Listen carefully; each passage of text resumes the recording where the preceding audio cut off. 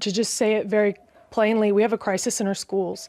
We have radical gender theory, and we have the over-sexualization of our children coming through curriculum being promoted by the state. Essentially, this type of curriculum that is being pushed through in health classes, sex ed classes, and other well-being classes pushes children down a pathway of potential irreversible psychological and physical harm. And if we can't all agree on the safeguarding of children, we're in sort of a social crisis, right? We have to all come together because this is a non-negotiable. Yesterday I caught up with Courtney Schneider, who is the Officer for Children and Families at the Australian Jewish Association, about an event they're holding this Sunday that every Victorian parent should know about. We're organizing an event on the 29th of September on Sunday at 6 p.m. here in Caulfield because, to just say it very plainly, we have a crisis in our schools.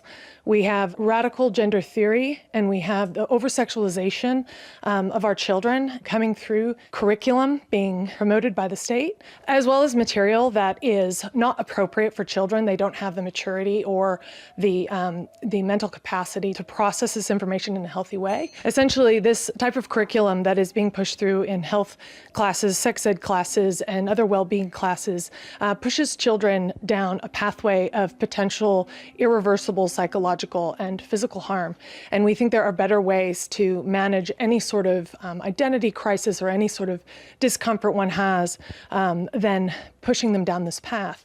The other side of it is that, we have studies, we have longitudinal studies spanning decades of the effects of over-sexualized content on young people, and those have very negative both psychological and behavioral effects. So we've known this for years. We structure our society around protecting children appropriately. So there's no justification for this material being in our schools. So we just want to, have a community discussion about what's actually happening. This is passing under the radar of parents' knowledge.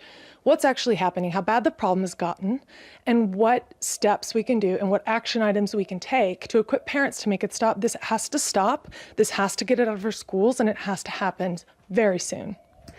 I think a lot of people will be surprised to hear that it's also happening within Jewish schools. Is it actually happening in Jewish schools, or is this just an issue you guys care about? So we work with organizations across the entire country in every single state. We receive material from parents, from whistleblowers, from students, from all types of schools, private schools, Catholic schools, Christian schools, Jewish schools, and public schools. So this is not something that you can necessarily find comfort in, my kid goes to this type of school, this isn't going to happen there. Unfortunately, this is happening behind, just without our knowledge, without transparency. So we're finding this across all types of schools all throughout the country, not just in Victoria. What's the reaction been from, the Jewish community and also the broader community around this area? Well, the interesting thing is that you have a curriculum being pushed in through the government or through maybe third parties, right? And there's an assumption that this curriculum is substantiated. And I think once you expose it, there is no consensus on this. I think most people actually would think differently than what this curriculum is teaching and have ideas that are maybe either based on religion that are different or just based on their own moral values that really sort of compromise the safety and safeguarding of children. And if we can't all agree on the safeguarding of children, we're in sort of a social crisis, right? We have to all come together because this is a non-negotiable. And what has that reaction been from the community to the event? Well, I can only speak for myself, and I can only speak from my interaction with other parents. I receive a lot of support for this because it's something that is very much people are concerned about, but I think people are also afraid to speak up. We believe that the most compassionate way to treat children and the most inclusive way to treat children is to teach them to love themselves the way they are and not to go down a pathway of any sort of change or any sort of messaging that they were born wrong.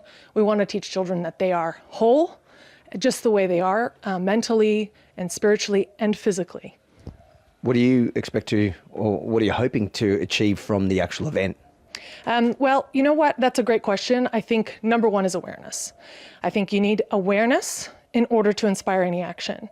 And when people get in a room together, they feel a bit of strength. They feel a bit of, I'm not alone in this. Like, I had these concerns, or I had a concern about this, now I know more, or now I know where this comes from. So it's really just about getting the community together once and for all to create some sort of strength and pushback, because we do not agree with this and we want to push back against it.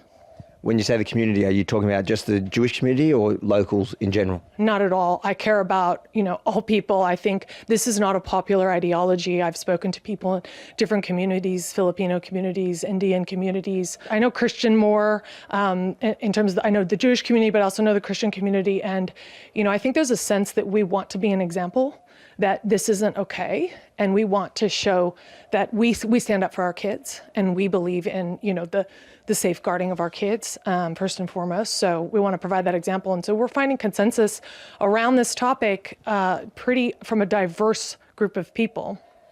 What would you say to people that would argue that you're essentially just creating a hate fest and organised by extremists and whatever? We've heard it all. What would your reaction be to those people? It's a really quick answer. The group that works to protect children, especially the group in defense of children, we are the most diverse group of people. We probably disagree on 99% of things except for this.